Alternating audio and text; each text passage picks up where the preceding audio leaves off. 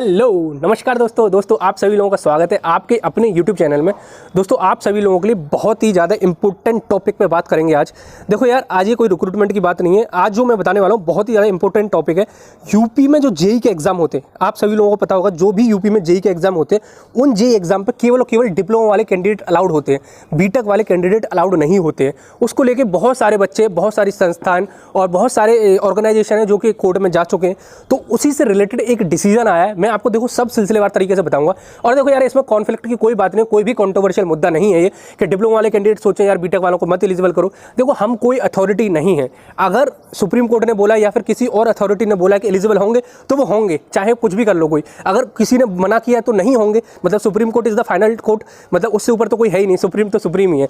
तो भाई साहब, मैं आपको सिलसिलेवार तरीके से बताता हूँ। वैसे देखो, यूपी के अलावा जितनी भी स्टेट है, जैसे कि आपकी राजस्थान हो गई, राजस्थान में एईएन जेईएन की वैकेंसीज आती हैं, खासकर जेईएन की वैकेंसीज आती हैं, तो उसमें B Tech as well as diploma दोनों एलिजिबल होते हैं। सेंटर की बात करूं, एसएससी जेई या फिर आरआरबी जेई, उसमें डिप्लोमा और बीटेक दोनों एलिजिबल होते हैं। अब यूपी से रिलेटेड मैं बात करूं तो यूपी में ऐसा नहीं होता है। यूपी में यूपीपीसीएल हो गया, यूपी आरवीएनएल हो गया या फिर यूपी ट्रिपल एससी जेई हो गया, उसमें केवल और केवल डिप्लोमा वाले कैंडिडेट एलिजिबल होते हैं। अब देखो, मैं कोई अथॉरिटी नहीं हूं, मैं कोई नहीं हूं, केवल मैं आपको इन्फॉर्मेशन प्रोवाइड करने आया हूं कि क्या क्या इन्फॉर्मेशन आई है, क्या क्या प्रोसीडिंग्स हुई हैं। और देखो, आप कहोगे यार बीच में से ये मुद्दा कैसे आ गया। देखो, 29 अप्रैल को एक डिसीजन आया हाई कोर्ट का, तो वही मैं आपको इन्फॉर्मेशन देने वाला हूं। और देखो यार, कोई भी इसको कंट्रोवर्शियल मुद्दा मत समझना, मैं आपको पूरा डिटेल से बताता हूं। और देखो एक एक मुद्दे को ध्यान से देखेंगे। हाई कोर्ट का डिसीजन बताऊंगा मैं, सुप्रीम कोर्ट का डिसीजन बताऊंगा। सुप्रीम कोर्ट का आपको कैसे कहोगे कि कैसे डिसीजन आया। देखो यार, ऐसा ही केस एक आया था हिमाचल प्रदेश की तरफ से। हिमाचल प्रदेश में जेई में केवल और केवल डिप्लोमा वाले कैंडिडेट्स को एलिजिबल किया था, तो फिर वो सुप्रीम कोर्ट पहुंच गए। तो वहां से उसका डिसीजन क्या आया, क्योंकि supreme court is the final court, आप सभी लोगों को पता ही होगा। तो और यूपी में हाई कोर्ट का एक डिसीजन आया, उसको लेकर भी मैं डिटेल में डिस्कस करूंगा। ठीक है, तो ध्यान से देखना वीडियो। देखो, वैसे तो यार मैं बहुत तेज बोलने की कोशिश कर रहा हूं और ये वीडियो थोड़ी बड़ी भी हो सकती है। अगर आपको बड़ी लग रही हो तो यार स्पीड इंक्रीज कर लेना, लेकिन वीडियो को स्किप मत करना। ठीक है, चलो मैं मुद्दे की बात पे आता हूं और सीधे आपको दिखाता हूं क्या डिसीजन आया है। देखो, आगे बढ़ने से पहले मैं आपको री लेवल के बारे में बता देता हूं। इंडिया में अच्छा जॉब ढूंढना बहुत ही डिफिकल्ट है। उसमें भी अगर आप टियर 2 या 3 कॉलेज से ग्रेजुएट होते हैं तो अमेजन, स्विगी जैसी कंपनियों में रिज्यूमे ही आगे नहीं बढ़ते। बट अब ये पूरा जॉब का प्लेइंग फील्ड री लेवल होगा। यस, री लेवल बाय अनअकैडमी आप लोगों के लिए लेके आया है री लेवल सेलेक्ट। 5 दिन का इवेंट है जहां एक फ्री सिंपल टेस्ट देके you will have to access on the companies like MoEngage, Wingify, Times Network and many more. Daily top scorers के लिए 30,000 वर्थ की प्राइस है। पूरे इवेंट के टॉपर्स को गुडीज के साथ साथ मैकबुक, आईफोन भी मिलते हैं। ट्रस्ट में ये मुमकिन है। अब प्रथम मिश्रा को देख लीजिए, इनको कंप्यूटर फील्ड में बचपन से ही इंटरेस्ट था, तो इन्होंने अपना ग्रेजुएशन कंप्यूटर साइंस में ही किया। लेकिन इनको प्लेसमेंट, कैंपस प्लेसमेंट बहुत लो पैकेज पे मिल रहा था और बाहर अप्लाई करने पर इनके पास रिस्पॉन्स नहीं आ रहा था। तो इन्होंने री लेवल का फ्रंट एंड टेस्ट लिखा और आज विंगीफाई में जॉब लेके अपना कैरियर सेट कर चुके हैं। और पूरे एंटायर इंडिया में इनके होर्डिंग्स लगे हुए हैं अपने फादर के साथ में। तो आप किसका इंतजार कर रहे हैं? आप अपना टेस्ट स्लॉट बुक करो 1 से लेकर 5 जून के बीच में। लास्ट मंथ में ही डेली 36 लाख वर्थ के जॉब डिलीवर किए री लेवल ने। तो मैंने डिस्क्रिप्शन बॉक्स में लिंक डाल दिया। ऐसी अपॉर्चुनिटी रोज नहीं आती है, तो जाके जरूर से चेकआउट करें और साइन अप करें। देखो मित्र, यहाँ पे लिखा हुआ है परिवहन विभाग। जैसे कि मैंने बताया, ये 29 अप्रैल का अखबार है। 29 अप्रैल में ये इन्फॉर्मेशन छपी थी और आज थोड़े 17-18 के आसपास आपकी तारीख हो गई।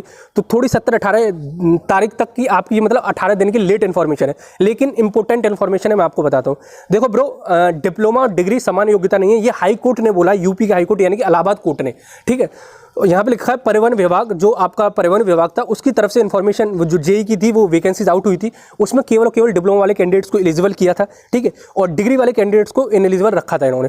तो वो वाले बच्चे पहुंच गए कोर्ट में, भाई साहब हमारे साथ कुछ करो। तो उसमें उन्होंने बोला कि जो आपकी निम्न योग्यता वाली पद है उसमें उच्च योग्यता वाले बंदे फॉर्म फिल नहीं कर सकते हैं। ठीक है, यानी कि डिप्लोमा डिग्री समान योग्यता नहीं है, ये साफ साफ बोल दिया। किसने? हाई कोर्ट ने, यूपी का हाई कोर्ट यानी कि इलाहाबाद कोर्ट ने।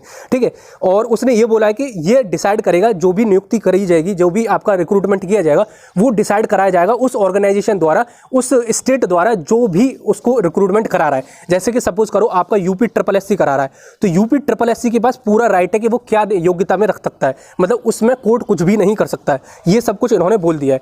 अब देखो, ये एक डिसीजन हो गया। अब मैं आपको बताता हूँ, यानी कि इनके अकॉर्डिंग, इलाहाबाद हाई कोर्ट के अकॉर्डिंग, बीटेक के जो भी स्टूडेंट हैं वो जेई की वैकेंसीज में एलिजिबल नहीं है, अगर उस संस्थान ने एलिजिबल कर रखा है तो। ठीक है, अब मैं आपको बताता हूं भाई साहब हिमाचल प्रदेश का केस। ठीक है, ध्यान से देखना वीडियो, थोड़ी कॉम्प्लिकेटेड जरूर है लेकिन समझ में आ जाएगी आपको।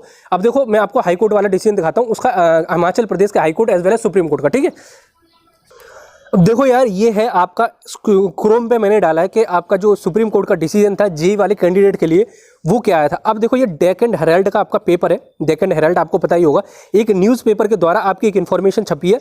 ये 1 साल पहले का डिसीजन है, ठीक 1 साल पहले का। इसमें सुप्रीम कोर्ट ने बोला higher qualification can't be demerit for JE post, यानी कि किसी बंदे ने अगर हायर क्वालिफिकेशन कर लिया तो ये उसका दोस्त नहीं है कि भाई साहब आपने हायर क्वालिफिकेशन क्यों की, ठीक है। तो ये सुप्रीम कोर्ट ने बोला है। अब मैं देखो पूरा इन्फॉर्मेशन आपको सुनाता हूँ। A bench of justice Umesh Lalit and S Ravindra Bhat allowed BE और BTech degree holders to apply for the job to the post of junior engineer in Himachal Pradesh state electricity board, ठीक है। अब देखो यार, नीचे मैं दिखाता हूँ क्या मुद्दा है पूरा टोटल। ये सुप्रीम कोर्ट का डिसीजन है, मेरा डिसीजन नहीं है, मैं आपको बताता हूँ पूरा। It is important decision. The Supreme Court has said that higher qualification can't be treated as demerit or disqualification for a job. अब देखो, dealing with the main question whether degree holder can apply for the post of JEs, the top court pointed out a close examination of rules showed that share post of the JE level was a part of direct recruitment, however when it is a level of higher post. देखो अब मैं आपको पूरा हिंदी में बता देता हूँ। देखो, इन्होंने बता रखा है कि जो भी आपकी वैकेंसीज होती हैं एई वाली, मतलब एई वाली वैकेंसीज हो गई, उसका 64% वो आपका प्रमोशन के थ्रू ही भरी जाती हैं। यानी कि पहले बंदा कोई जेई लगाए तो उसका प्रमोशन होगा, तो 64 वैकेंसी जो एई में होंगी वो डायरेक्ट नहीं भरी जाती हैं, वो आपकी प्रमोशनल बेसिस होती हैं। यानी कि जेई बंदा बन गया 3 साल बाद ऑटोमेटिकली एई बन जाएगा।